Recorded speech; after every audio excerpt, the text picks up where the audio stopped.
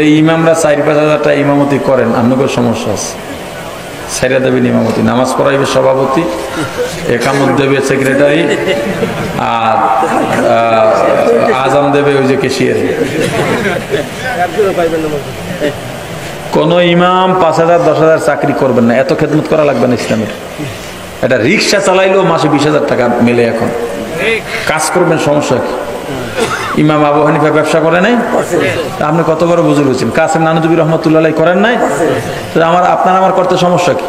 আমার দ্বারা কোনো হুজুর আলেম আইলি যে হুজুর কেমনে কি করবো আমি বলছি মুদি দোকান দেন নাইলে রাস্তার পাশে ফুচকা বেছেন ভালো লাভ চটপটি বেছেন এটা কেমন মানায়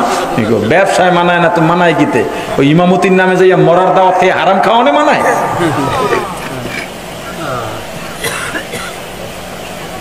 এই আপনারা হুজুরদেরকেই হারাম খাইতে বাধ্য করেন যখন 200 টাকা দেন হুজুর চিন্তা করে বেতন 4,000 200 টাকা তো 2 কেজি চাউল কেনা যাইবে বেতন 30,000 দিলে এই সমাজ খুব শুদ্ধ হয়ে যেত আর আমার মাদ্রাসার জন্য আমার প্রতিষ্ঠানগুলোর জন্য আপনাদের কাছে দোয়া চাই আমি তো মাদ্রাসা চালাই নিজের খরচে কোনো কালেকশন করি না এই জন্য আমার মাহফিলের শর্ত থাকে কোনো কালেকশন করতে পারবে না এই মাহফিলে কি বাইরে দোকানে দোকানে কোনো কালেকশন হয়েছে না আলহামদুলিল্লাহ মাহফিল যদি লিল্লাহে তাআলা হয় কালেকশন হবে না সোজা কথা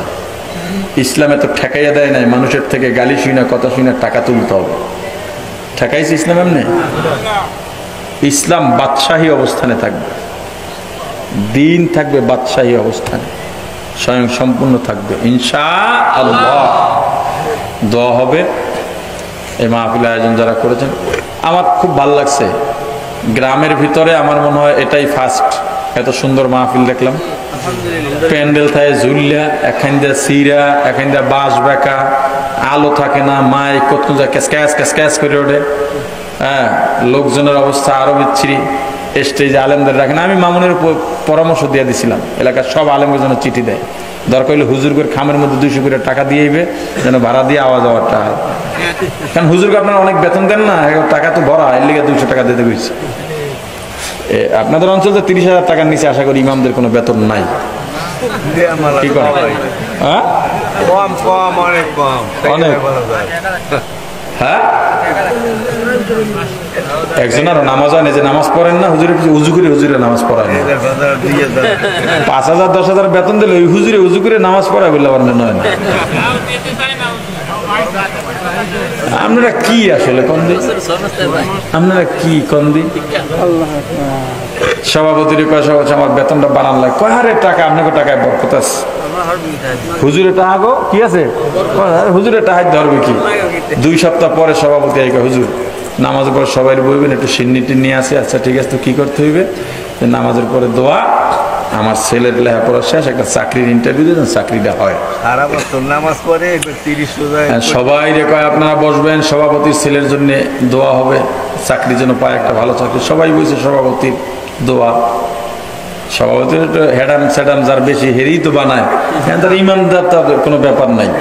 এখন হলে যারটা মোটা বেশি হেরে বয় কথা কয় না হইলে সভাপতি নামাজও জানে না রুকু সিজদাও জানে না হেডার বানায় সভাপতি আচ্ছা যাই হোক ইমাম সাহেব নামাজের শেষে দোয়া আল্লাহ সভাপতির ছেলে খুব ভালো লেখাপড়া করছে আল্লাহ আমার মতো একটা ইমামতির চাকরি দিয়ে দেন সভাপতি একটা নামাই এলে হুজুর বন্ধ করেন দোয়া কি হয়েছে এইটা কইলে আমার পোলা খাইতে পারবো বাঁচবো এই বেতনে আপনি না কইলেন বেতনে বরকত আমি বরকতের দোয়া করছি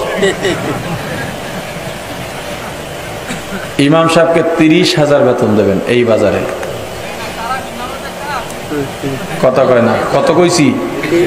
আরে কথা বলেন না কেন যে ইমামরা 4-5 হাজার টাকা ইমামতি করেন আপনাদের সমস্যা আছে সাইরা দেবেন ইমামতি নামাজ পড়াইবে সভাপতি একামত দেবে সেক্রেটারি আর আজান দেবে ওই যে কেশিয়ার কোন ইমাম 5,000-10,000 চাকরি করবেন না এত খেদমত করা লাগবে না ইসলামের এটা রিক্সা চালাইলেও মাসে 20,000 টাকা মেলে এখন কাজ করবেন সমস্যা কি ইমাম আবু হানিফা ব্যবসা করে নাই আপনি কত বড় বুজুর্গ হয়েছেন কাসেম নানুতুবি রহমতুল্লাহ করেন নাই আপনার আমার করতে সমস্যা কি আমার দ্বারা কোনো হুজুর আলেম আইলি যে হুজুর কেমনে কি করবো আমি বলছি মুদি দোকান দেন নাইলে রাস্তার পাশে ফুচকা বেছেন ভালো লাভ, চটপটি বেছেন, এটা কেমন, এটা মানায়? ব্যবসায় মানায় না তো মানায় কিতে? ওই ইমামতির নামে যাইয়া মরার দাওয়াত খেয়ে হারাম খাওয়ানো মানায়?